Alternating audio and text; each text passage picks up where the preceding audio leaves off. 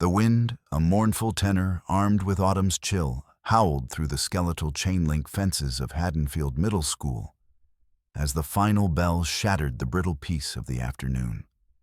Students erupted from the monolithic brick building like a burst dam, a torrent of laughter shouts, and the percussive slam of lockers. This chaotic joy, Dean Cooper often thought from the cab of his old pickup, was frequently a thin, deceptive veneer over the casual, almost banal cruelty that thrived in the undercurrents of adolescence. He was early a habit born from a life of rural routines and an ingrained patience that felt increasingly anachronistic. Lily Carson, 13, head bowed, as if perpetually bracing against an unseen blow, slipped her worn-patched backpack onto a painfully thin shoulder.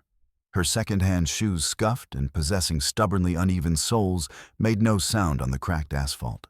Her jacket, an obvious hand-me-down several sizes too large, carried the faint, melancholic scent of mothballs, lavender sachets, and forgotten attics, the ghosts of previous owners. She moved with the practiced spectral invisibility of one long accustomed to being overlooked or, worse, scrutinized, with the kind of disdain that chipped away at a young soul. She was nearly through the rusted back gate, a silent exhalation of relief forming on her lips, when she heard it, a saccharine mocking drawl designed to carry.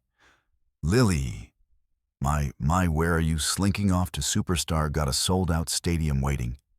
Mark Trellos, a broad-shouldered eighth grader whose reputation for petty torments was as inflated as his swagger, sauntered towards her.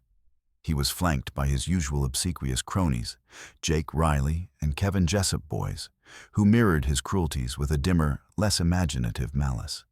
Lily's feet turned to leaden anchors. She didn't turn, clinging to the desperate hope that if she just kept walking, they might lose interest like hounds, abandoning a scent grown cold. "Hey, aren't you going to practice your big solo?" chimed in Mike, his laughter a hollow echoing bark that seemed to bounce off the desolate graffiti-scarred bleachers. Behind them, Jessica Albright, whose perfectly curled blonde hair and expensive trend-conscious clothes always seemed to consciously mock Lily's threadbare existence, smirked. Her phone was already angled not for a candid shot, but for a carefully curated performance of Lily's anticipated humiliation. Jessica wasn't merely a bystander. She was the unofficial chronicler of Mark's little cruelties, amplifying them for a wider, unseen digital audience. Lily turned slowly, her heart a frantic drum against her ribs. The small cabals, or Jake, Kevin, and Jessica, blocked her path near the shadow-haunted bleachers. They weren't from her homeroom, thankfully, but her story. The new girl, the charity case from the other side of the tracks, the one who hummed almost inaudibly to herself in the perceived sanctuary of the library, was school-wide gossip. Mark had once surreptitiously recorded that humming, sharing the distorted audio amidst derisive snickers in the cafeteria. The memory still burned. "You're on the talent show list, Carson," Jessica announced, waving a printed sheet with a theatrical flourish, her voice dripping with artificial sweetness. "Front and center, prime time. Didn't you hear you're the star this year? Headliner." Lily's mouth went desert dry. She hadn't signed up for anything. She avoided attention like a physical blow. This was a new elaborate torment designed for maximum public exposure. I didn't sign up." She managed her voice, a mere tremor. "You didn't?" Jessica feigned wide-eyed, innocent surprise. "Oh dear, how very peculiar. Someone must have signed you up then. A secret admirer, perhaps." Her eyes flicked to Mark, who puffed his chest out. The boys roared with manufactured hilarity. Kevin even did a little mock bow towards Lily. Lily tried to turn to simply flee, dignity be damned, but Mark stepped directly in her path, his grin unpleasantly predatory. He was close enough for her to smell the cheap cologne he overused. "Come on, Songbird. Give us a preview. Just a little warble for your loyal fans." He made a grotesque bird-like gesture with his hands. I don't want to." Lily whispered, her voice barely audible above the rustling leaves and distant traffic. She stared at a crack in the pavement, willing herself to disappear. Ah, she's shy. Mark mocked then, with a sudden vicious snap in his demeanor. He snatched the earbuds that trailed from her jacket pocket, her one small shield against the world, and ground them savagely under his heel. The plastic crunched with sickening finality. Jake, emboldened, gave her a light but jarring shove. She stumbled, her backpack slipping, but her gaze, usually downcast and defeated, flickered up a tiny, desperate spark of defiance, kindling in their cerulean depths. It was a look that surprised even herself. "No one's around to save you now, little mouse," Jessica sneered, phone still recording, framing the scene meticulously. "Principal Harmon's in a meeting, teachers are gone. So sing, freak, or we'll make you sing." Mark cracked his knuckles, a deliberately menacing sound. And that was when Dean Cooper's old, slightly battered but impeccably maintained pickup truck, its V8 engine, a familiar, reassuring grumble, in the quiet Haddonfield afternoons, rounded the corner of the school building. He was coming from the lumber yard, a route he didn't usually take, but a sudden urge to check on a specific order for the community center's repair project had diverted him. From the cab, Dean spotted the huddle instantly. It wasn't the casual, easy grouping of friends. It was the tight, predatory circle of wolves around a cornered, terrified deer. He saw Lily's rigid, almost frozen posture, the stark terror etched on her pale face, the way Mark loomed over her, and something cold and hard settled in his gut, then snapped. He killed the engine, the truck door slamming shut with a solid, authoritative thud that echoed sharply across the deserted asphalt. He crossed the lot, his stride long, unhurried, and utterly purposeful. A tall man in his early 40s, clad in a worn flannel shirt over a faded band tee, well-loved jeans, and scuffed work boots, his face was weathered by sun and sorrow, but his eyes, the color of a stormy sea, were sharp, perceptive, and currently unwavering. As he approached, Mark, oblivious, gave Lily another harder shove, sending her sprawling against the cold metal of the bleachers. "Sing," I said, "or I'll start taking requests. Maybe something by a dying cat." "Hey." Dean's voice wasn't loud, not a shout, but it possessed a timbre of command that sliced through the tense, charged air like a shard of well-honed steel. The group whirled, startled, their jeering expressions morphing into ones of apprehension. His imposing figure cast a long, stark shadow over them in the fading afternoon light. "Leave her alone." He stated, his tone leaving absolutely no room for argument or negotiation. It was flat, devoid of heat, but heavy with an implicit promise of consequences. Mark, recovering some of his bluster, attempted a nervous, unconvincing laugh. "Just fooling around, mister. School stuff, you know." Jake and Kevin shuffled their feet, suddenly finding the patterns in the asphalt intensely interesting. Dean moved to stand protectively beside Lily, his presence a sudden, tangible shield. He placed a reassuring hand on her shoulder. She flinched, a small bird-like movement, then looked up into his calm, steady eyes. Eyes that didn't pity, but understood. Eyes that promised safety. "I've got it all on video," Dean said, his voice still dangerously quiet. He held up his own phone, its screen dark, but his implication crystal clear. "And I know your names. Mark Trellos, Jake Riley, Kevin Jessup, Jessica Albright." Their residual bravado evaporated like mist in harsh sunlight. Their faces paled. "Want me to send this charming little matinee to your parents, to Principal Harmon? Or perhaps we could all take a drive downtown and have a chat with Officer Miller.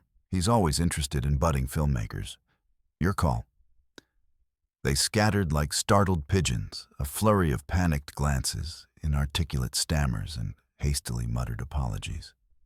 Only Jessica hesitated for a fleeting second, her face pale and drawn a flicker of something unreadable.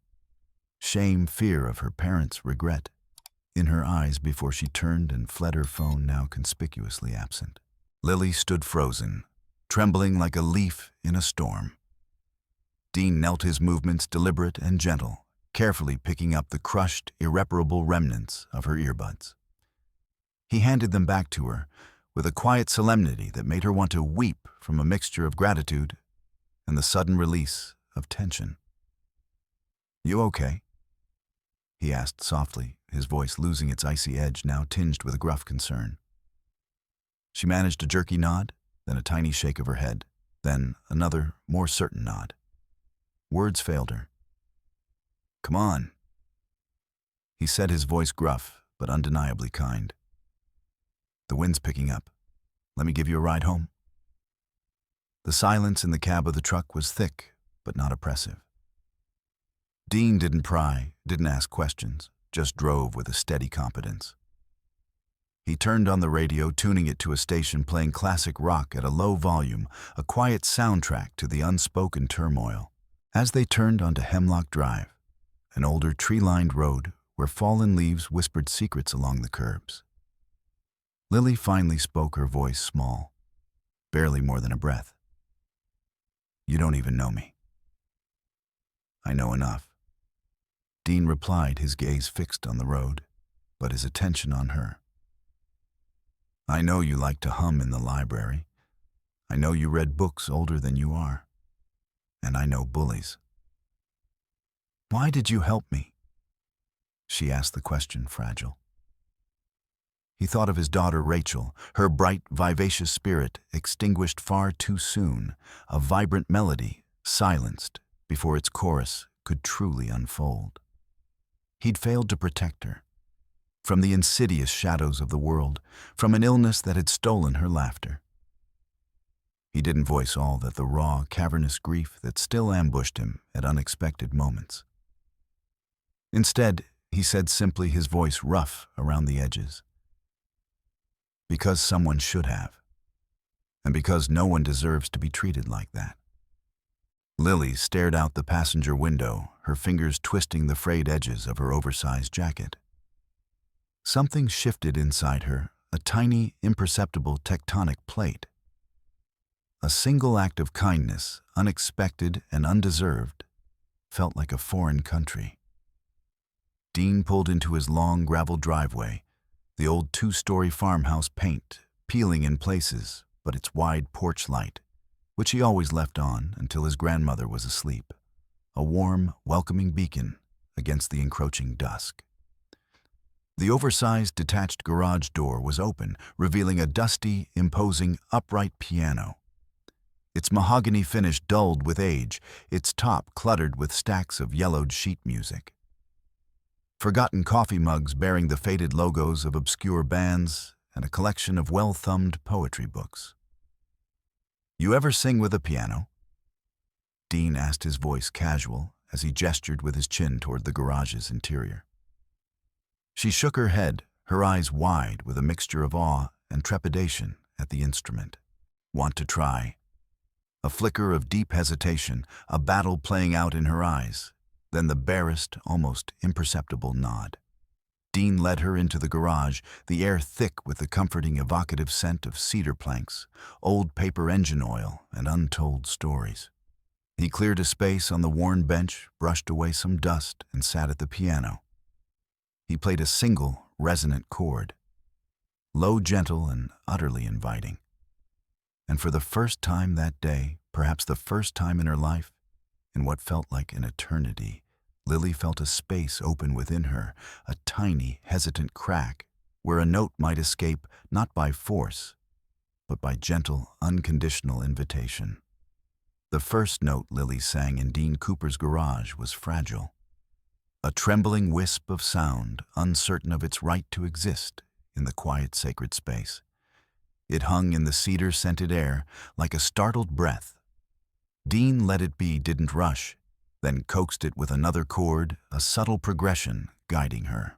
Her voice was undeniably raw, completely unpolished, untrained, but it possessed a rare textured honesty, a heartbreaking purity that could halt a room cut through noise. It carried the unarticulated weight of unspoken sorrows, the quiet, fierce resilience of a willow tree bending in a relentless storm but refusing to break. When she faltered, her lips pressing tight, as if she'd committed a profound, unforgivable crime, by letting her voice be heard, she whispered, eyes downcast, "I'm sorry. I messed it up. I always do." Dean shook his head slowly from the piano bench, a faint smile crinkling the corners of his eyes. "You didn't mess anything up, Lily. Not a single thing. That was the most honest, real sound I've heard in this garage in over a decade, maybe longer." She blinked, disbelief warring fiercely with a fragile, nascent hope in her expressive eyes.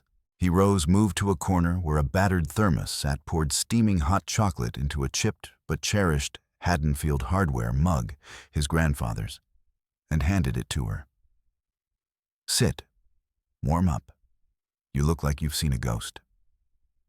You play like you're telling a story without words," she murmured, cupping the warm mug in her chilled hands, the sweetness a small comfort. A faint, achingly sad smile touched Dean's lips, fleeting but genuine. "That's how my wife Sarah used to describe it. She was the real musician in the family. I just tried to keep up, fumbled along mostly." Lily's eyes widened, almost imperceptibly. "You had a wife?" she asked, her voice barely above a whisper, suddenly conscious of trespassing on private grief. "I did." A pause heavy with unspoken memories hung in the air between them. "She passed, some years ago now." "I'm sorry."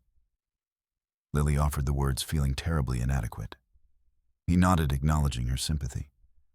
"And a daughter, Rachel. She was a lot like you in some ways." He clarified, sensing Lily's potential discomfort. Not just the voice, though, hers was clear as a bell. The way she saw the world, like it had deeply, profoundly disappointed her with its harshness, yet simultaneously dared her to keep believing in its hidden beauty anyway. The silence that followed was softer this time, imbued with a shared, unspoken understanding of loss, a delicate thread of grief connecting them. Dean turned back to the piano, lightly tapping a few silent keys. "Want to try something? No specific song. No words even. Just hum. Let the feeling find the sound. Let it lead you." Lily glanced nervously towards the wide-open garage door, towards the darkening world outside. This place is safe, Lily." Dean reassured her gently, his voice a low anchor. "No judgment here, just notes." And she hummed. Uncertain at first, a quavering, tentative melody, then steadier her voice, weaving through Dean's gentle, searching C major progression like a silver ribbon. For Dean, listening intently, it was as if a long, shuttered window deep in his soul had creaked open, letting in a sliver of unexpected, painful, yet desperately needed light. Music wasn't just a ghost of his past, a painful reminder. It was, he realized with a jolt, a fragile living thing capable of being reborn. "Why are you really helping me?" Lily asked later, the cocoa having warmed her hands, and perhaps her courage. Dean looked towards a faded, much-loved photograph, tacked precariously to a dusty, cluttered shelf, a young girl in a simple white choir dress, arm thrown exuberantly around a beaming woman with vibrant auburn hair. Sarah and Rachel, forever young, forever frozen in a moment of joy. "I couldn't help the people I loved most in this world when they truly needed it," he said, his voice raw, stripped of any pretense. "I failed them. So maybe now I just try to help who I can when I can. It's how I remember I'm still human, still capable of something other than regret." He paused, then added almost to himself, "And sometimes it's how I feel them close." Lily looked at him, then truly looked at him, a new profound understanding dawning in her young eyes. He wasn't just a kind stranger. He was a fellow traveler in the landscape of loss. The next day, Lily's grandmother, Ilara Carson, a frail woman with eyes that held the fierce, flickering ghosts of old fires and a lifetime of hardship etched into the lines on her face, met Dean at the peeling paint of her front door. She was a woman of few words, but profound insight. "I hear you've been helping young Lily find her song." Her voice was surprisingly firm, just giving her a quiet space to be herself, ma'am, to let it out. "She doesn't get much of that, that's for certain." The old woman set her gaze distant, looking past him to some unseen horizon. "Her mother, Amelia, she just up and left, vanished years ago. Her father, well, he wasn't kind, not to Amelia and not to Lily after." She looked up, then her eyes suddenly sharp, piercing. "This town Haddonfield, it has long memories, Mr. Cooper. Not all of them are good ones. Some folks here still whisper about Amelia. Be careful with that child's heart. It's more fragile than spun glass." "I will, Mrs. Carson," Dean promised, and it felt like a solemn vow echoing in the small, tidy but worn-down kitchen. "I will." When Lily appeared, a battered composition notebook clutched tightly to her chest like a shield, she asked, her voice shy but eager, "What kind of music do you really like, not just what was on the radio?" "I'm a sucker for sad songs," Dean admitted with a self-deprecating smile. "Old country, the real stuff. Back when it was about telling hard stories, not just peddling cliches and pickup trucks." "I like stories."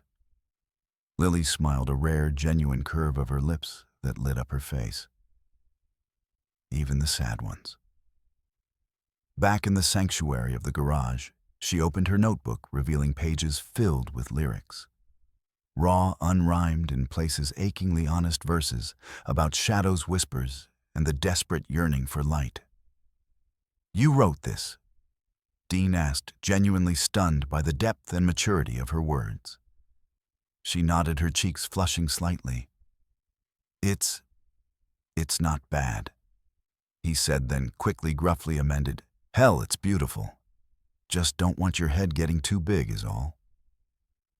She actually laughed, and then a clear, surprisingly bell-like sound that seemed to chase some of the dust motes from the air. That night, Dean couldn't sleep. He sat in his worn armchair, Sarah's old quilt over his lap, listening to a rough recording he'd made on his phone of Lily's humming of her tentative first sung phrases. He didn't know what he was doing, not really, or where this was going. But he knew one thing with a certainty that settled deep in his bones: that quiet, overlooked girl had a voice the world desperately needed to hear. And this time, he wouldn't fail to protect it. He wouldn't stand by and watch another precious song be silenced. The following days saw the garage undergo a subtle but significant transformation. Dean cleared a songwriting corner for Lily. A sturdy metal stool, a salvaged music stand, he'd repaired a fresh, unopened notebook, and a carefully sharpened pencil.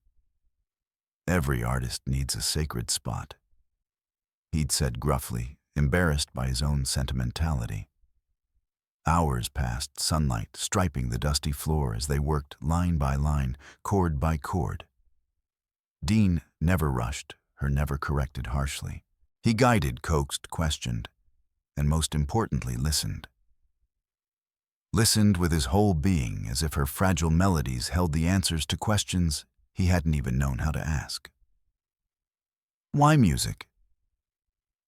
Lily asked one afternoon, midway through a slightly squashed peanut butter and jelly sandwich, her brow furrowed in thought. "Why does it matter so much?" "Because when words fail, when they just aren't enough to carry the weight of what we feel sound still reaches," Dean said, staring at the silent keys of the piano. "My mom, she played the banjo fierce and joyful. I learned piano in a dusty church basement from a woman with hands like knotted oak. When Sarah and Rachel, when they died, I couldn't play.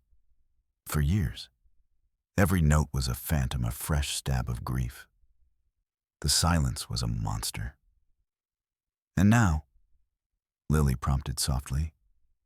Now, Dean set a slow, thoughtful expression on his face. Now I think maybe music isn't meant to be silent in grief. Maybe it's supposed to carry the ones we've lost, keep their echo alive in the world. Maybe it's how they stay with us. By the end of the week, a routine had established itself. Lily would arrive after school, her steps a little lighter, her head held a fraction higher. One afternoon she came in clutching a slightly damp brown paper bag with an almost reverent air. Inside, nestled amongst protective tissue paper, was an old faded cloth-bound notebook, its pages brittle and foxed with age. "These were my mom's," she whispered, her voice thick with a mixture of sorrow and discovery. "Amelia. Grandma found them in an old trunk. She wrote songs, poems, before she left." Lily's mother, a woman Dean only knew through Lily's fractured, often painful memories, and her grandmother's terse pronouncements, had dreamt of Nashville, of a life filled with music, but life, and more specifically, Lily's cruel unnamed father, had been cruel unyielding anchors. She used to sing one. I barely remember it. Something about rain not being tears, but the sky remembering joy. Lily recalled, her eyes distant, searching the past. Dean picked up the delicate notebook, his calloused hands strangely hesitant, almost reverent. He opened it carefully, his eyes scanning the faded, elegant loops of ink. Then he froze, utterly.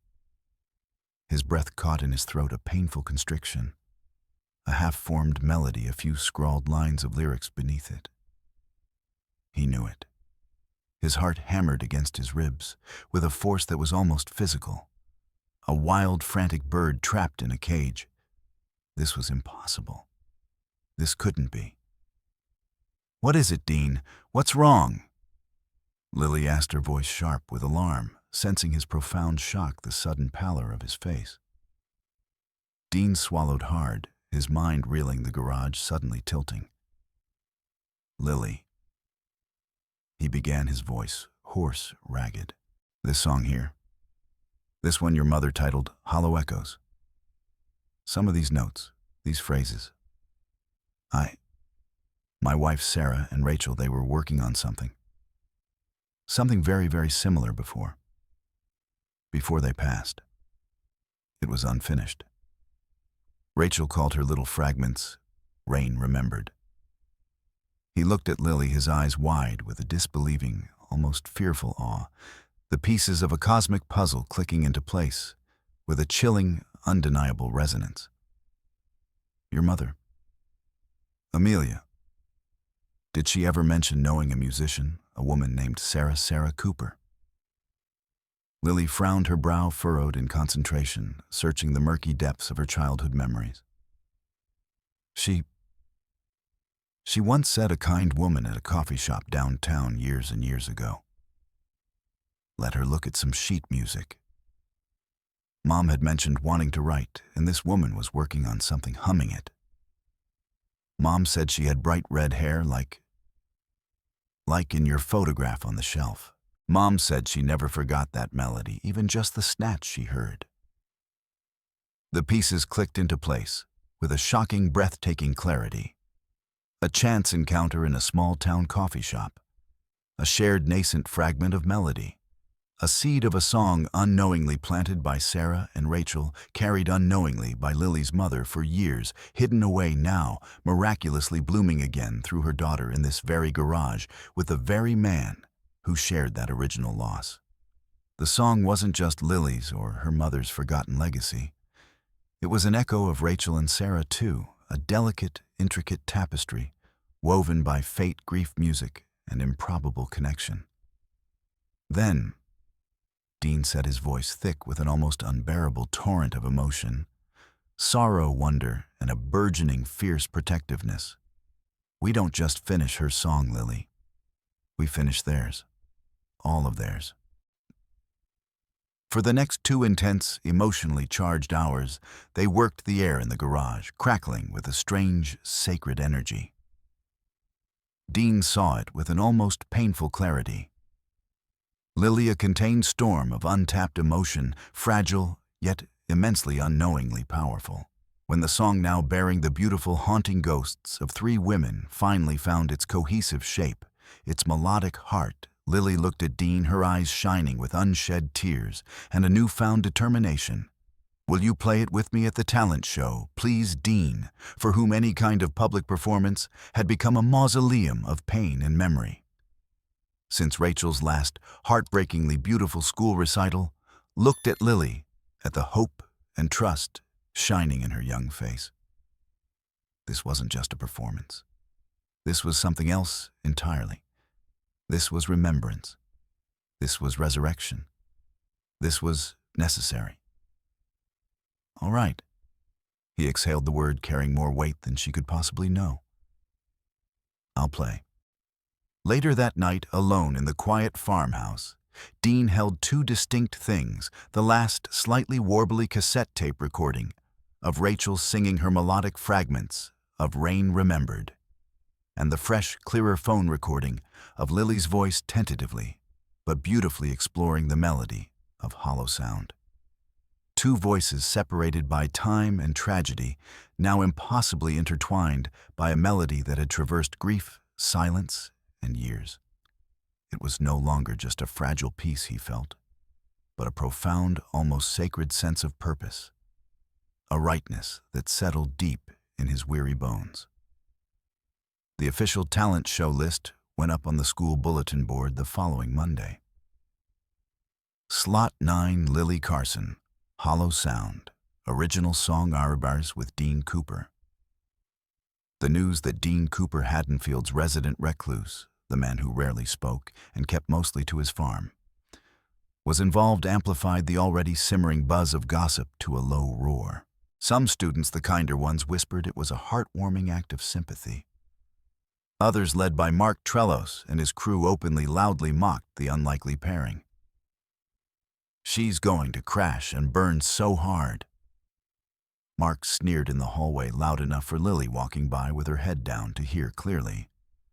"And Cooper, the weirdo, will be right there to pick up the pieces of his little charity project." Pathetic. Jake and Kevin snickered obligingly. Jessica Albright, however, remained unusually quiet, a strange, thoughtful, almost troubled expression clouding her usually pristine features. She glanced at Lily, then quickly away. The phone call from Principal Harmon came on Wednesday. "Mr. Cooper," her voice was polite but firm. "Concerns have been raised by faculty and some influential parents. They feel Lily isn't, shall we say, emotionally equipped for this kind of pressure. Perhaps it would be best for her and for the school if she were to withdraw, to avoid undue stress and potential embarrassment." "Did Lily ask to be removed from the show, Principal Harmon?" Dean's voice was dangerously calm, the quiet before a storm. "Well, no, not directly, but then she stays on the list." The finality in his tone brooked no argument. The principal, however, insisted on an in-person meeting. Lily, to Dean's surprise and burgeoning pride, demanded to go. "If they doubt me," she told Dean, her small chin set with a new steely resolve he hadn't seen before, "they should at least have the decency to hear me say I'm not afraid. Not anymore." In Principal Harmon's sterile, meticulously organized office, Lily faced the administrator not with defiance, but with a quiet, unwavering dignity. "Do you think I'll fail Principal Harmon?" she asked, her voice soft but firm, making direct eye contact. She then did something that stunned both Dean and the principal. She handed Harmon a neatly written copy of the lyrics to Hollow Sound. "Every word in that song means something to me, to my family. I'm not asking to win. I'm just asking to be heard." The principal, a veteran educator who thought she'd seen it all, found herself looking at a depth of resolve and vulnerability she hadn't anticipated. She read the lyrics, her expression slowly changing. "All right, Lily." She conceded, a hint of unexpected warmth in her voice. We'll keep you on the list. And good luck. The night before the show, in the quiet sanctuary of the garage, amidst the lingering scent of cedar and old music, Dean revealed the full, painful, beautiful truth about the song's genesis, the part he had initially withheld perhaps to protect himself or Lily. The core melody of hollow sound. Lily, the part your mother called hollow echoes. It was Rachel's. She started it, humming it constantly. Sarah helped her jot down the notes. She called it Rain Remembered. Your mother must have heard a fragment that day in the coffee shop, and it stayed with her, resonated with her own music. When you brought in that notebook, it was like Rachel was speaking to me again after all these years. And Lily? He paused, his voice thick with emotion. There's something else. Something I need to tell you about me and your mother. He confessed then, the words halting and painful, about a day not long after Sarah and Rachel were gone, when he was consumed by a grief so profound it had rendered him blind and deaf to the world. A young woman with sad eyes and a tattered guitar case, Amelia, Lily's mother, though he hadn't known it then, had approached him outside that same coffee shop, having heard he sometimes played, asking if he might listen to a song idea, maybe even collaborate. He'd brushed her off curtly, almost cruelly lost in his own desolate world, unable to bear the thought of music of connection. I turned her away, Lily. He whispered, the shame of it still raw. I was so lost in my own pain, I didn't see hers. I missed a chance to help someone who might have understood, who was carrying a piece of their song, of Sarah and Rachel's song. Lily's eyes welled, not with accusation, but with a profound, sorrowful understanding. So this song, it's like a second chance for all of you. I think it is. Dean agreed, his own eyes suspiciously bright. Do you think Rachel would be okay with us finishing it? Lily asked, her voice barely a whisper. She'd be more than okay. Dean said, his voice choked. She'd be proud. He reached into his pocket and pulled out a small, worn black velvet pouch. Inside, nestled on faded satin, was a delicate silver treble-clef pendant on a fine chain. This was Rachel's. She wore it for every recital, for luck, and to remind you. He fastened it around Lily's neck. That the song always has another note. It's never truly over. Poor girls, they refined the final chorus one last time, words that now held an almost unbearable weight of shared history and luminous beauty. I am not the silence they left behind. I am the song they never finished. I am the rain remembered. The Haddonfield Middle School auditorium on talent show night buzzed with a tense, electric, anticipatory energy. Backstage, a nervous, fidgeting Lily could see Mark Trellos and Jake Riley conferring in hushed, urgent tones near the heavy velvet curtains by the stage wing, occasionally glancing towards the main soundboard and then up towards the lighting rig above the stage. They were snickering, a low, conspiratorial sound that sent a fresh wave of icy dread through her.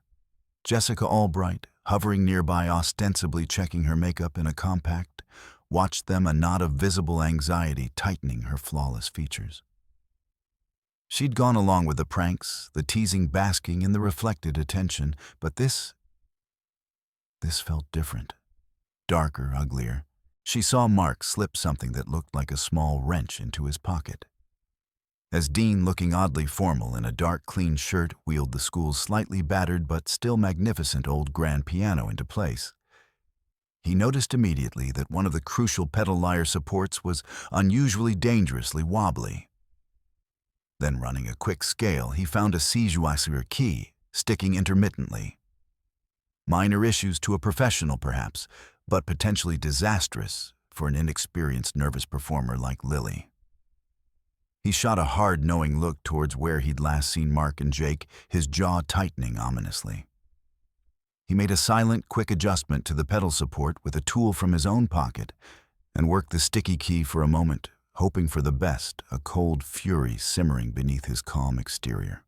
When Lily Carson's name was called by a dramatically enthusiastic Mr. Henderson, the drama teacher, a strange hush fell over the packed auditorium, then a smattering of polite, uncertain applause, quickly dying out. Dean sat at the piano, his presence a steady grounding anchor in the churning sea of Lily's nerves. Lily stepped to the microphone, her small figure almost swallowed by the vastness of the stage, Rachel's silver pendant, a small, brave gleam against her simple denim jacket. Dean played the opening chords of Hollow Sound, rich, evocative, and deeply melancholic, managing to coax beauty even from the slightly compromised instrument. Lily's voice began a mere breath, a whisper, carrying across the hushed room. I used to think I was a shadow, a whisper in the gray. Each word, each note unfurled with a painful, fragile honesty, a ribbon of hesitant light in the expectant darkness. Then, just as she approached the first soaring chorus, the pivotal moment of the song, the microphone cut out with a sickening audible pop and a hiss of static. A wave of cruel, suppressed titters and outright snickers rippled from a section of the audience, where Mark, Jake, and their cronies sat, their faces alight with malicious triumph. Panic, cold and sharp, flared in Lily's eyes. She faltered, her voice hitched, broke. This was it. The humiliation exactly as they'd planned. Her gaze, desperate and pleading, darted to Dean. He met her eyes, held them. No panic in his. Just a steady, unwavering belief, a fierce, protective fire. He subtly shifted the melody, playing louder, more percussively, his hands suddenly more powerful on the keys, compensating for the lost vocal amplification, driving the rhythm, urging her on. He nodded once, a small, almost imperceptible movement. Remember, sing for them. Sing for yourself. Suddenly, a collective gasp swept through the auditorium. High above the stage, one of the heavy lighting cans, its securing bolt visibly loosened, began to sag, precariously swinging slightly, casting a wild, erratic beam. It looked ready to fall. More than one parent cried out in alarm. Lily took a shaky, ragged breath. She saw Mark's triumphant, almost feral sneer. She saw Jake pointing upwards, laughing. But then she saw Jessica Albright, surprisingly looking pale, horrified and deeply regretful, her hand flying to her mouth. And then further back in the audience, she saw her grandmother, frail but upright, her eyes, those fierce old eyes, beaming with an unshakable pride. She touched Rachel's pendant, felt its cool, smooth surface against her skin. The song wasn't just hers. It was for Rachel, for Sarah, for her lost mother Amelia, for Dean, who had seen her when no one else had, who had shown her the way back to music, to herself. And it was for every quiet, overlooked soul who had ever been told they weren't enough. She stepped forward, away from the dead, silent microphone, towards the edge of the stage, into the single, unsteady spotlight from the failing fixture. Drawing on a reserve of courage and strength she hadn't known she possessed, fueled by Dean's powerful, unyielding accompaniment, her voice, raw and entirely unamplified, soared. It filled the stunned silence, not with sheer volume, but with an incandescent, undeniable power, a purity of emotion that stunned the entire room into breath-held stillness. I'm not the silence they left behind. I am the song they never finished. I am the rain remembered. When the final breathtaking, perfectly sustained note faded into the vastness of the auditorium, the silence that followed was absolute, profound, almost reverent. It stretched for several heartbeats. Then someone in the very back, an old man Lily didn't know, rose slowly to his feet. Then another and another. Soon the entire auditorium was on its feet, the applause thundering, a deafening, joyous roar that wasn't just for a performance, but for a revelation, for an act of stunning, unexpected courage. Tears streamed down faces. Mark Trellos and Jake Riley sat frozen in their seats, their vicious smirks gone replaced by slack-jawed disbelief and a dawning, uncomfortable fear. Jessica Albright was openly, unashamedly crying, quiet, cleansing sobs shaking her shoulders. Principal Harmon was clapping as hard as anyone, a look of profound respect on her face. Backstage, amidst the chaotic aftermath of congratulatory murmurs and bewildered stagehands, Lily collapsed into Dean's strong, waiting arms, trembling from head to toe, but utterly, incandescently radiant. "I didn't forget," she whispered into his flannel shirt. "I heard them. I sang for them." "I knew you wouldn't," he said, his voice thick, holding her tight, the legion of ghosts in his own heart, finally, truly, astonishingly, at peace. He knew with absolute certainty that somewhere Sarah and Rachel were smiling. The morning after the talent show, Haddonfield felt different, somehow cleansed. A light, unexpected early snow had fallen overnight, blanketing the town in a soft, forgiving white muffling sounds, offering a fresh canvas.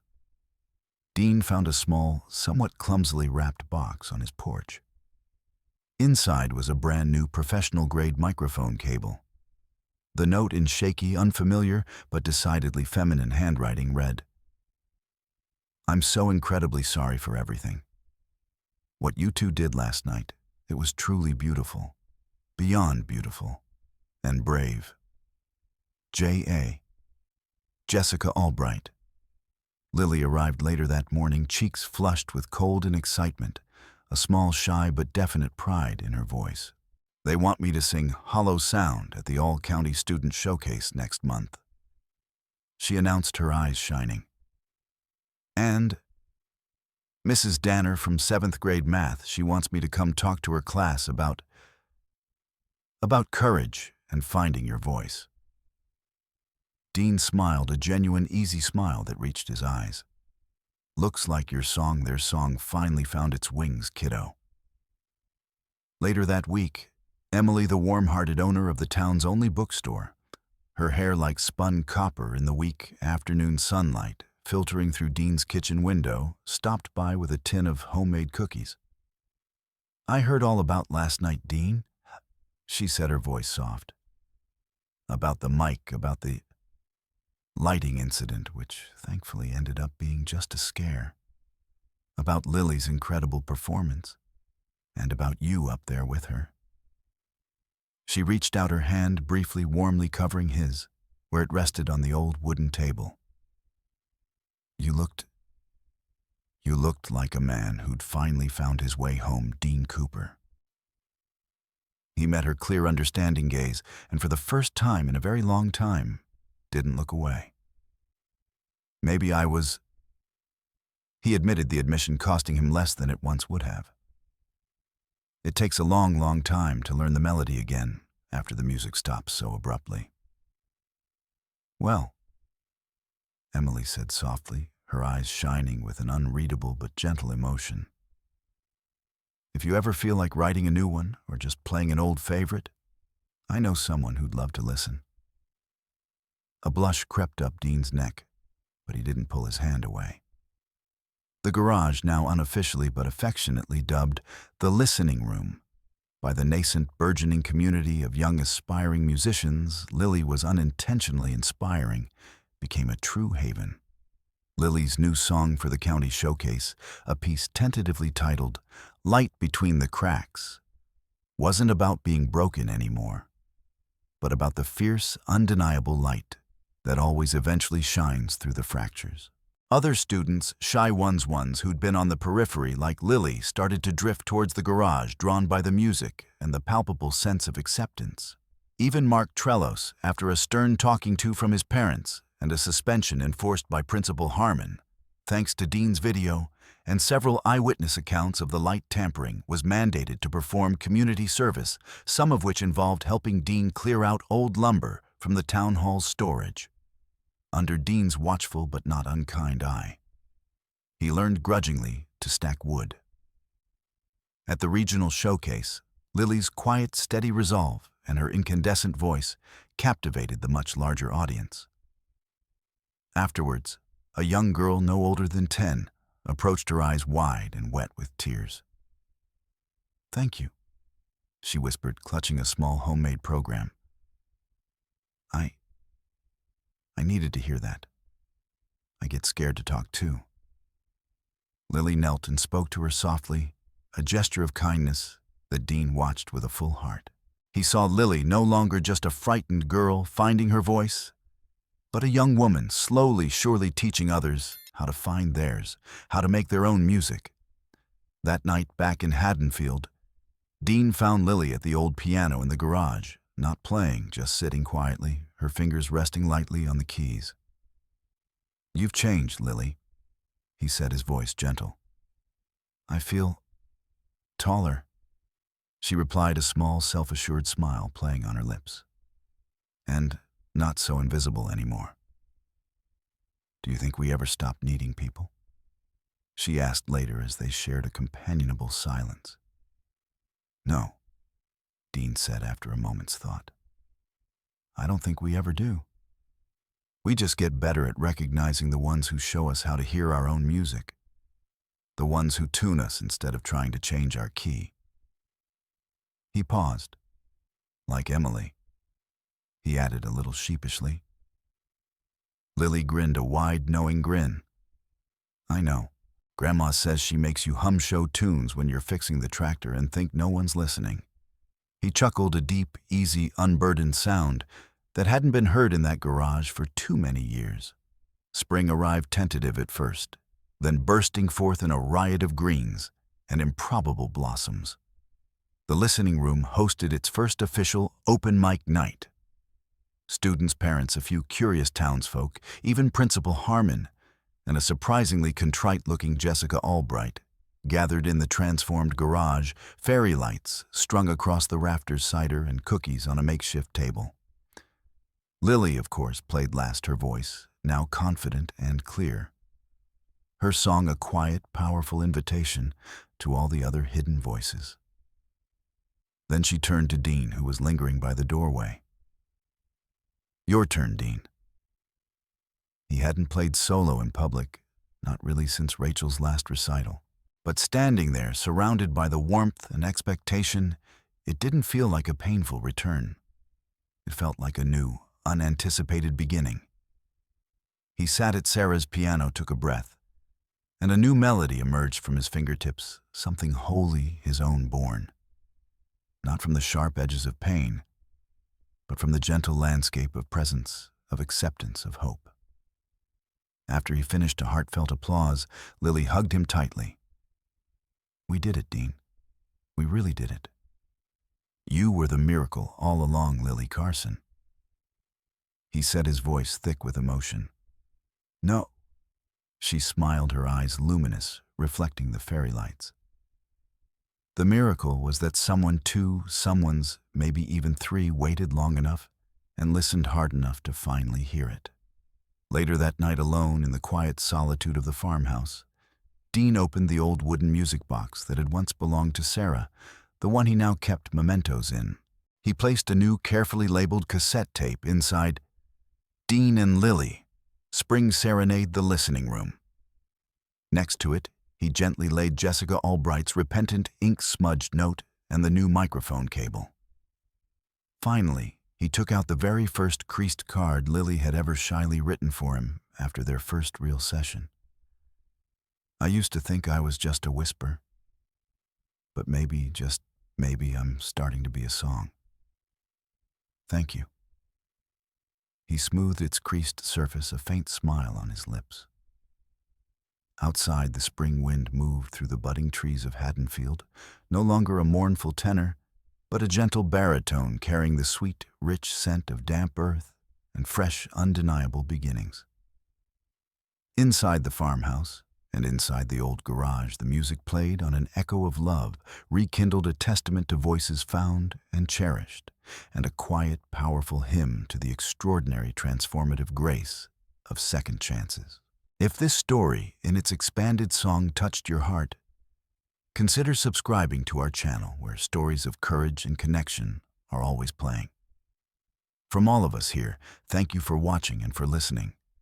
Stay kind, share a smile. And remember, the most profound, world-altering changes often begin with the simple, unassuming act of truly hearing another soul.